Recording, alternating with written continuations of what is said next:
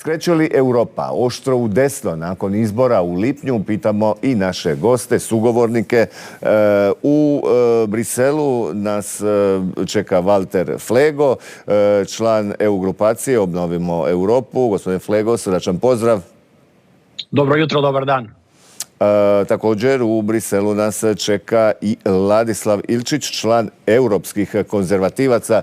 Gospodine Ilčić, srdačan pozdrav. Dobro jutro vama i gledateljima. Da, za vas odmah pitanje. Trebamo li se čuditi zadnjim anketama građana Europske unije koji daju veliku potporu desnim političkim opcijama u Francuskoj, Njemačkoj, Italiji, Nizozemskoj? U Francuskoj krajnja desnica mogla bi osvojiti 15%, a njemački AfD 17%. Jesu li to približno točni podaci? A mislim da će biti još i više i ne treba se tome čuditi. Sve je to posljedica velikog broja jako pogrešnih odluka koje je donosila većina u Europskom parlamentu, sastavljena od socijalista, zelenih, liberala i pučana.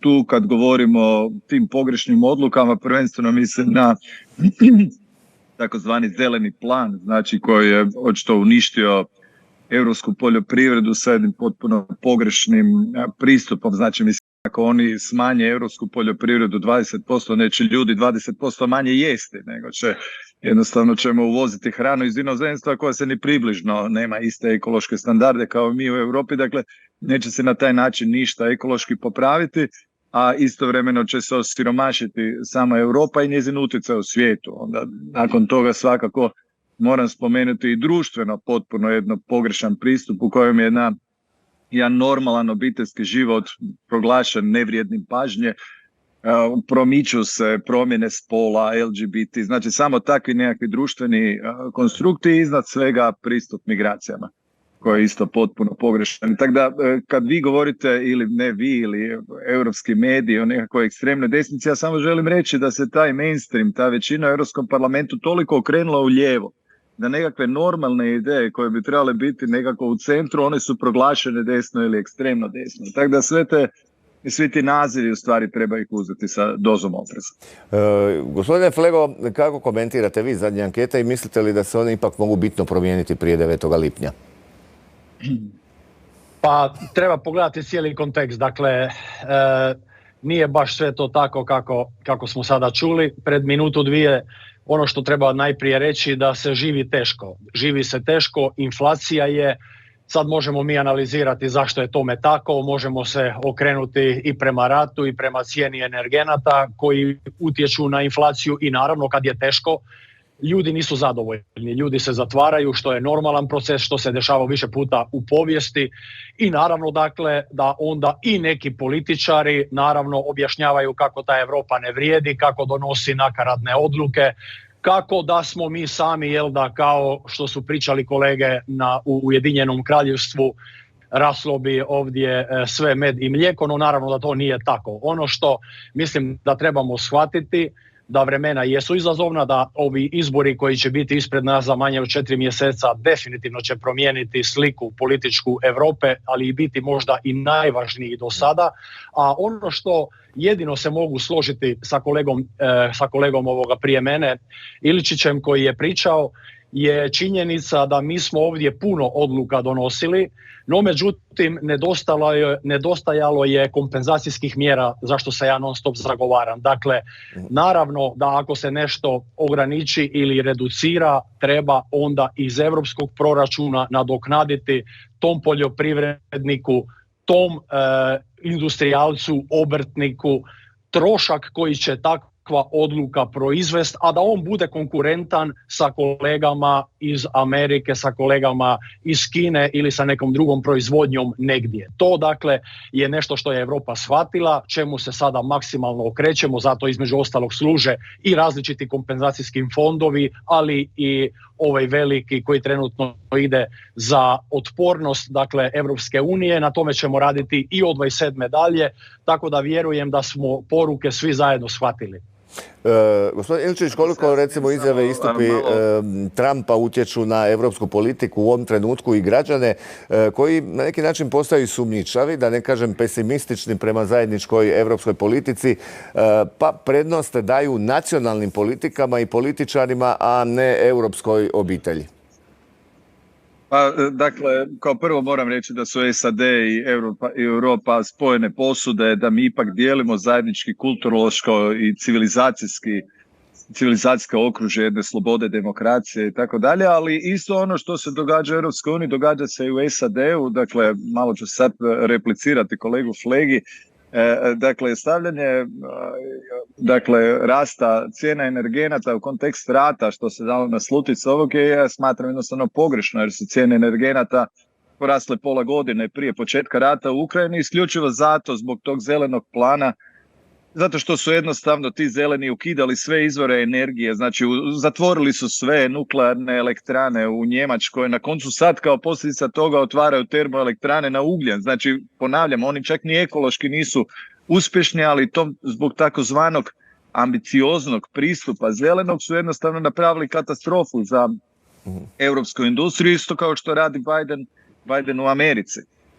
A ovaj način da se kompenzira kroz različite fondove je jedan, reći ću, ljevičarski, socijalistički način u kojem država kupi sve više i više poreza i kaže da, mi ćemo vas dovesti u probleme, a onda ćemo sa različitim poticajima pomoći. Dakle, taj pristup je jednostavno pogrešan, se pokazao svugdje u svijetu i inzistiranje na sve više i više kupljenja novaca od ljudi, sve više regulativa i onda sve više poticaja koje bi kao to kompenzirali, jednostavno ne donosi rezultate. Znači, i sad daljnje gljibljenje u taj pristup znači daljnju propast Europske unije, SAD ako se ne odmaknu od toga. I upravo sloboda tržišta u kojoj se razvija onaj koji je konkurentni, da onaj koji ne zbog političke podobnosti koju će mu neki političar dati kroz nekakav poticaj, nego zbog svoju uspješnost da može napredovati u poslu, to je jedini pristup koji možemo razvijati. A ponavljam, sa tim većom ulaskom utjecajem države su i svi ovi drugi društveni koncepti koji su jako loši za do gospodina Flege, vjerujem da ima što odgovoriti na ovo što ste rekli, gospodine Ilčić, ali činjenica je da smo svjedočili masovnim prosvjedima, gospodine Flego, seljaka u Njemačkoj, Francuskoj, Belgiji, iako neki tvrde da iza njih stoje upravo te desne konzervativne stranke, ali zanimljiv podatak da u Njemačkoj čak 66% građana su pesimistični i ne vjeruju europskoj politici. Dobro, ajmo prije svega reći, dakle, Europa nije država niti će ikada biti, nego Europa je zajednica suverenih država, jel da? Ono što mislim da trebamo reći, da danas stvari ne možemo raditi na isti način kako smo radili pred 10 ili 30 ili 80 godina, jer će nas onda neki drugi pregaziti. Dakle, ne možemo ni u smislu, jel da, tehnologije, ni u smislu energije, ako želite, ni u nekom trećem smislu raditi onako kako smo radili 46. Ja mislim da se svi tu zajedno slažemo. Ako je tome tako, Europa želi biti tehnološki lider, želi biti predvodnik i u novim tehnologijama, što danas nismo, i u inovacijama i u zelenom planu. Ili možemo i dalje, jel da, kuriti na lož ulje i neka sve ide u atmosferu, pa dragi Bog nek nas spasi. Dakle, Europa je rekla da želi neke stvari promijeniti i ono što ja mislim, dakle, da nije to nikakvo novo opterećenje i ne treba to gledati jednostavno kroz uzimanje novaca iz proračuna. Može se na nešto ne plaćati PDV, smanjiti poreze, ali Europa je, slažemo se, preregulirana, prenormirana. Dakle, i to smo shvatili u ovome mandatu i to će biti sigurno velika tema za sljedeći mandat, kako osloboditi i gospodarstvo i obrtništvo i poljoprivredu tih okova. Ja sam pričao naravno sa mnogim poljoprivrednicima i doma kod nas i ovdje. Ne bi ja išao sada u teorije urote, da li stoje Rusi iza toga, da li desne stranke. Ja mislim da, kao što sam prije rekao, poljoprivrednici, ali i obrtnici i neki drugi teško žive i rade i naravno da to možda je malo i politički motivirano, jer izbori su blizu, treba poslati poruku, ali ono što je važnije, mi koji smo ovdje trebamo to shvatiti i reagirati i omogućiti njima da budu konkurentni sa ostalima van Europske unije, ali i da zajedno u određenim ciljevima svi idemo. A ti ciljevi, mislim stvarno da ne mogu biti isti oni koji su bili pred 50 godina. Da, ali evo idemo na gospodina Ilčića, nešto što zasigurno je sada se nametnulo kao i ne samo političko pitanje, nego pitanje budućnosti i odnosa Europske unije i SAD-a, a to može se odmah i, kako se ono kaže, implicirati i, dakle, i na neke odluke u članicama, državama Europske unije, pa i Hrvatskoj. Dakle, Trumpova izjava da on politiku nakon izbora, ako pobjedi, ne vidi ovako funkcioniranje NATO saveza. Gospodin Ilčić, je li teško zamisliti stvaranje zajedničke europske vojske? I što nam ostaje? Je li onda na neki način i razumljivo da recimo danas vlada u Republici Hrvatskoj razmišlja ekspresno uvesti obavezni vojni rok i to već početkom iduće godine? Pa u svakom slučaju po pitanju obrane i sigurnosti Europska unija treba zauzeti ozbiljniji stav. Dakle, Europska unija je zaista donosila i po tom smislu vrlo neozbiljne odluke i moram reći da, znate, kad se napada neke desne stranke da su proruske, to je zaista smiješno. Ja ću reći otvoreno da je najjača proruska stranka u Europi da su njemački socijaldemokrati. Dakle, to govorim jednostavno po pitanju brojaka koliko je robne i financijske razmjene u tom periodu, ali inače između Njemačke i Rusije otišlo. I dakle ta ideja da se gradi nešto sa Rusima na koji se očito ne može ozbiljno računati u demokratskom smislu, u slobodarskom i poštivanju granica i tako dalje, a onda plakanje Amerikancima da nas Amerikanci štite je neozbiljno. Dakle, Trump očito želi ozbiljniju Europsku uniju kao partnera i dakle, vratit ću se samo na trenutak na prethodnu repliku od kolege Flega. Dakle, prvo želim reći da je Europska unija u smislu zajednice suverenih država je jako dobar projekt. Međutim, ja kažem da ona je jednostavno preuzeta od strane te jedne lijeve političke opcije, lijeve političke ideje koja jednostavno dakle, ne donosi rezultate i ta konkurentnost o kojima kolega Flego govori, neće tu konkurentnost donijeti odnosno Europska unija. Znači da će ona sad kroz poticaje, pa ona daje poticaje kojima političari misle da treba, a ne onima koji su tržišno uspješni. Dakle, to je jednostavno pogrešni pristup. Je li podržavate vraćanje vojnog roka u Hrvatskoj? I je li to izglednije nego stvaranje europske vojske? Pa gledajte, to nije inkompatibilno. Dakle, ja u svakom slučaju mislim da NATO mora ostati glavna i krovna organizacija, a jačanje europskih obrambenih snaga je u svakom slučaju potrebno. Dakle, to u današnjem geopolitičkom smislu je nužnost. I zato to podržavam jednako kao i služenje vojnog roka u Hrvatskoj. Gospodine Flego, evo isto pitanje zapravo, jeste li skloniji stvaranju možda i nekih novih europskih vojnih snaga ili saveza i podržavate li vraćanje obaveznog vojnog roka u bilo kojem obliku u Hrvatskoj? Pa ovako, prije toga samo jedna replika, dakle nije to pitanje ili će Europa nešto raditi ili će države nešto raditi. Dakle, ja cijelo vrijeme govorim da je to pitanje i. Dakle, zajedno trebaju države i ta Europa koja, kao što smo rekli, je zajednica suverenih država, pa i Hrvatske, da tako kažem, ruku pod ruku ići u nekom smjeru. U bilo kojem smjeru, prije spomenute poljoprivrede, industrije, čega god. Dakle, zajednički mora biti ta smjer, ne jedan lijevo, jedan desno, nikako, jer onda ćemo se rasipati i financijski, i kadrovski, i materijalno, i politički, ako želite. Dakle, ako govorimo o vojnom roku, to pitanje, strah me da se sad postavilo u Hrvatskoj zbog predizbornih vremena koja su ovdje gdje jesu. I znate, mislim da ni vi, Petre, ni gospodin Ilčić, ni ja nismo konkurentni, odnosno nemamo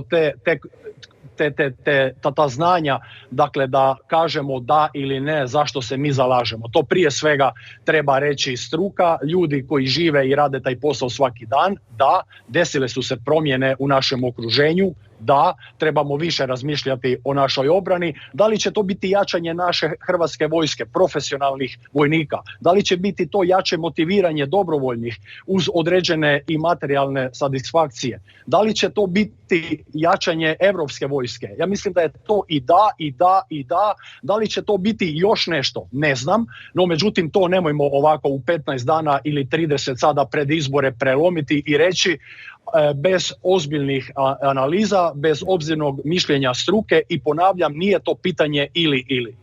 Jasno. Idemo malo brže, imamo još nekih 10 minuta.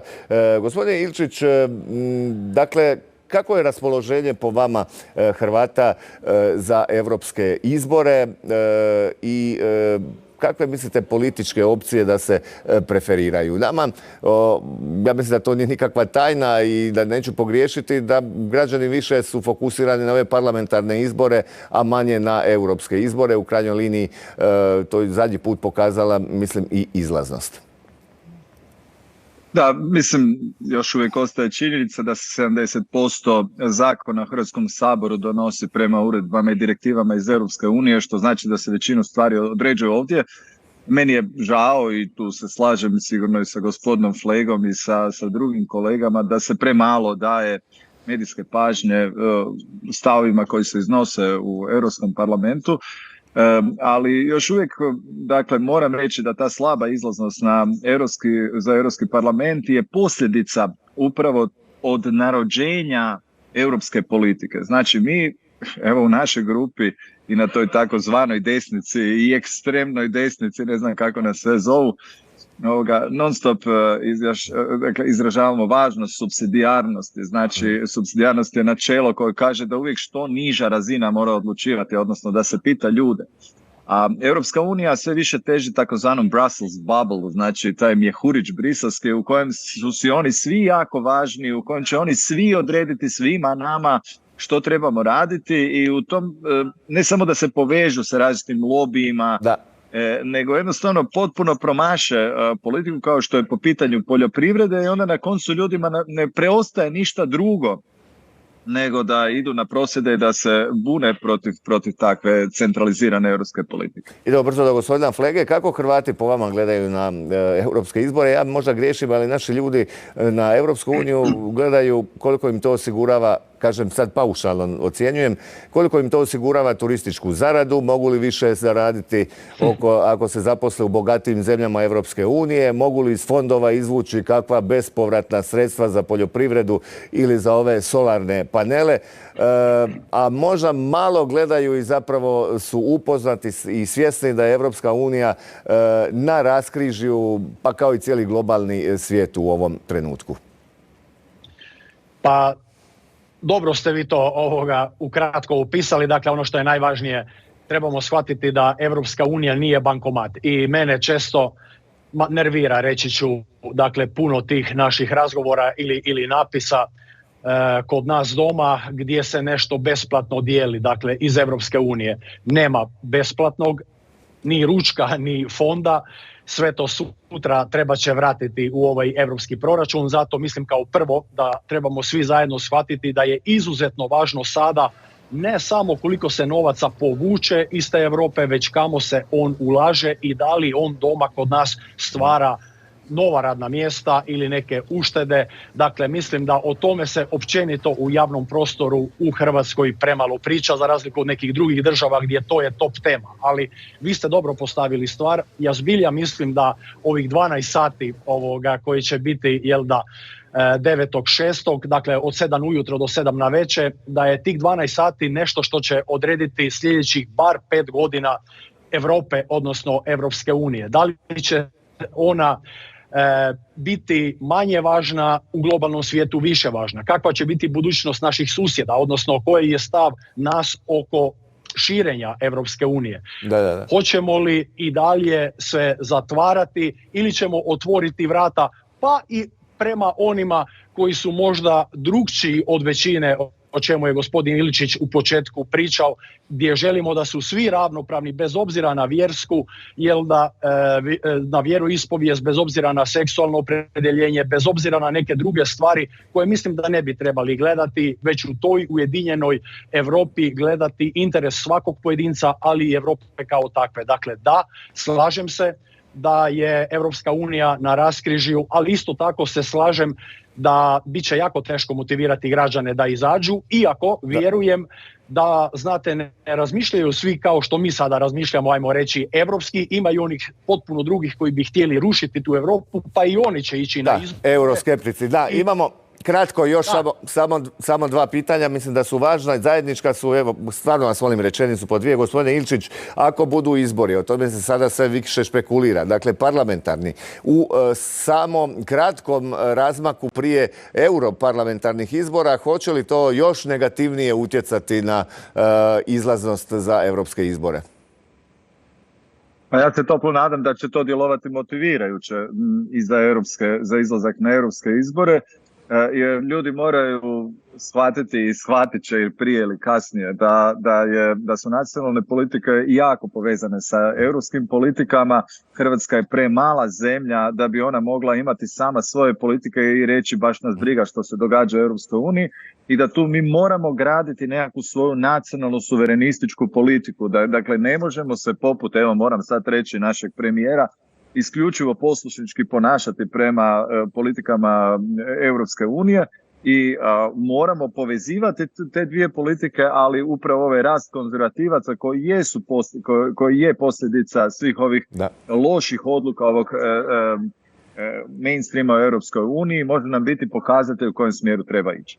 Dakle, gospodine Flego, mislite li da će demotivirajuće biti ako budu parlamentarni izbori jednu 15 dana razlike od europarlamentarnih izbora? Mislite da će teško biti natjerati Hrvate u 15 dana da iziđu 2 puta na biralište? Pa hoće sigurno, ne treba tu biti jako pametan. Prvi izbori, da ipak imaju najveći odaziv. Pogledajte lani što je bilo u Sloveniji, koji su imali 3 izbora, jedan za drugim, za trećim, pa i referendum. Svaki je dakle padao u postotku, ali ja ipak vjerujem da će biti više nego pred 5 godina od onih 29,7% je bio odaziv u Hrvatskoj. Dakle, vjerujem da ljudi su ipak s vremenom došli svjesni i što mi ovdje radimo, svaki od nas osobno, i ta Europa u cijelini, i da zbilja hoće biti svjesni važnosti ovih europskih izbora. Evo, za vas također zadnje pitanje. Očekujete li da će se podržati vaš IDS? Evo, nedavno je obilježena i obljetnica osnutka.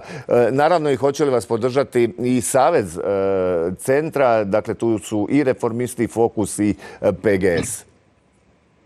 Pa evo, mi sutra imamo naš rođendan.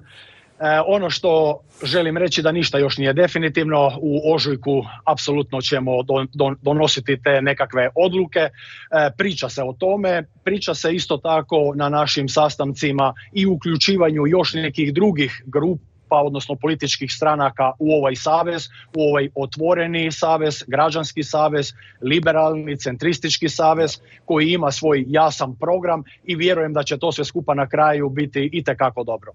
Gospodin Ilčić, također, evo, ako može manje u minutu, idete li vi dalje na europske parlamentarne izbore i jeste li u svojoj, dakle, matičnoj stranci Hrvatski suverenisti razgovarali o tome, obzirom i da Mostovci također računaju na spomenute izbore, a znamo da ste u prijeizbornom savezu dakle, za parlamentarne izbore? Da, naravno imam punu podršku u svojoj stranci, način izlaska još nije dogovoren, ali moram reći da su tu prvenstveno važne ideje. Znači, ja se zaista dajem sve od sebe da zastupam te ideje i mislim, kao što sam rekao, da su te ideje u porastu. I ono što bi ja zaista htio da se u Hrvatskoj stvori jedna ozbiljna kršćansko-konzervativna politička opcija. Mislim, imamo sad otprilike čak i preko 20% glasova, kako se to kolokvijalno kaže, desno od HDZ-a, što nažalost nisu uspjeli napraviti niti Domovinski pokret, niti Most. I ja se nadam da će doći do te mudrosti i do ozbiljne prezentacije te ne samo ozbiljne političke ideje, nego nasušno potrebne političke ideje i za Hrvatsku i za Europsku uniju.